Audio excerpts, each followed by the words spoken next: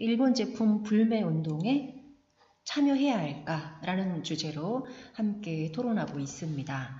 자, 이제 토론하기 전에 살펴볼 것들, 생각해 볼 것들을 알아봅시다. 토론하기 전에 한번 생각해 봅시다. 같이. 일본 제품 불매 운동이나 다른 불매 운동에 동참한 적이 있나요? 있다면 또는 없다면 그 이유는 무엇일까요?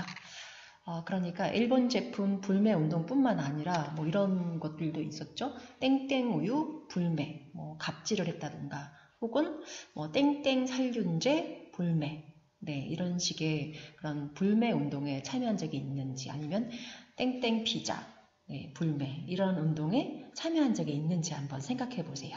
있었다면 왜 그렇게 불매 운동에 참여했는지, 없다면 그 이유는 무엇인지 한번 생각해 보기 바랍니다. 이렇게 일본과 한국, 한국과 일본 간에 갈등이 발생했을 때 우리가 할 수 있는 일은 무엇일까요? 학생으로서 우리가 할 수 있는 일은 무엇일까요? 또한 소비자로서 할 수 있는 일은 무엇일까요?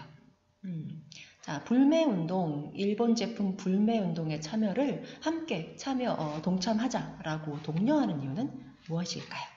네, 유튜브에서도 그렇고 뭐 차에도 노우 재팬 이런 식으로 붙여서 사지 않겠습니다, 가지 않겠습니다, 뭐 먹지 않겠습니다. 네, 이렇게 참여를 독려하면서 여러 가지 로고도 만들었잖아요. 이렇게 하기도 하고 또 옆에 친구들한테 혹은 가족에게도 함께 참여할 것을 권하는 사람들도 있었어요. 그 이유는 무엇일까요? 한국과 일본은 어떤 관계를 지향해야 할까요? 예전에 노무현 대통령에 당선되고 나서 일본 국민들과의 대화를 한 적이 있었습니다. 그래서 각계각층의 모든 사람들의 이제 토론을 일본 방송에 출연을 해서 한 적이 있었는데요. 그때 굉장히 일본 국민들의 반응이 굉장히 뜨거웠습니다. 한국과 일본은 어떤 관계를 지향해야 할까요? 또 그러면서도 독도 발언을 대통령께서 한 적이 있었어요.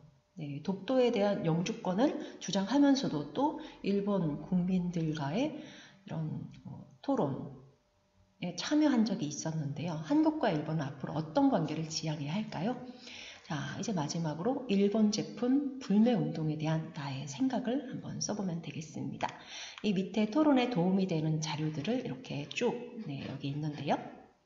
네, 일본 제품 불매 운동의 역사, 이 자료는 좀 약간 한 곳으로만 좀 편향된 느낌이 있어서요. 제가 다른 자료를 넣었습니다. 강제징용 배상 판결, 그 다음에 노재팬 운동 여파, 네, 뉴스인데요.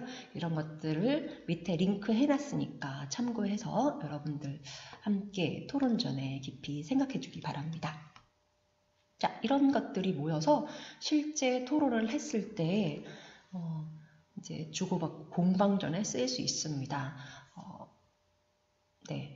뭐 이건 찬성이야, 생각할 것도 없이 반대야, 이렇게 딱딱 생각하기보다는요, 굉장히 많은 뉴스라든가 혹은 읽기 자료들이 지금 계속 제시되고 있습니다. 네, 굉장히 첨예한 의견의 대립이 있는 것이고, 또한 일본 제품 불매 운동에 대한 자료는 사실 우리나라 자료만으로 편중되어 있어요. 외국, 일본에서 어떻게 이 한국 불매 운동에 대해서 어떻게 생각하는지에 대한 자료는 찾아보니까 많지는 않습니다. 네, 사실은 일본어 할 수 있다면 일본 뭐 아사히 뉴스라든가 이런 곳에 가서 볼 수 있다면 참 좋겠어요. 네. 자, 이렇게 해서 토론하기 전에 생각하기를 정리해 봤고요. 잠깐 토론의 찬성과 반대 의견을 잠깐 보도록 합시다. 일단 찬성 의견은요, 자발적인 불매 운동은 소비자의 자유이자 권리이다. 일본 제품 불매 운동은 우리나라 경제와 산업을 지키기 위한 행위이다 라고 생각하고 있습니다. 실제 이러한 불매 운동 찬성 측 의견입니다.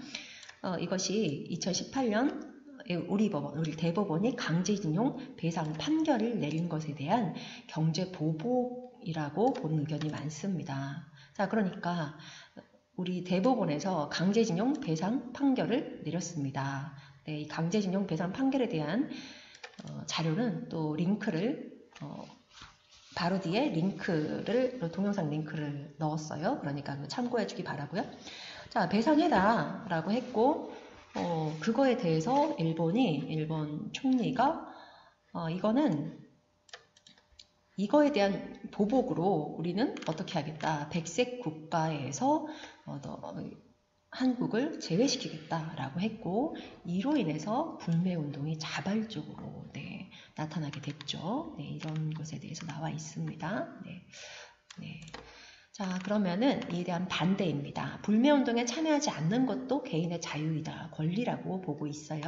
이런 것들을 소비하는 것은 소비자, 그냥 개인의 권리이다라고 보고 있어요. TV에도 나왔었죠. 유니클로 매장의 매출 감소가 너무 심해서 선착순 10만 명에게 공짜 내복을 제공하는 이벤트를 했었는데요.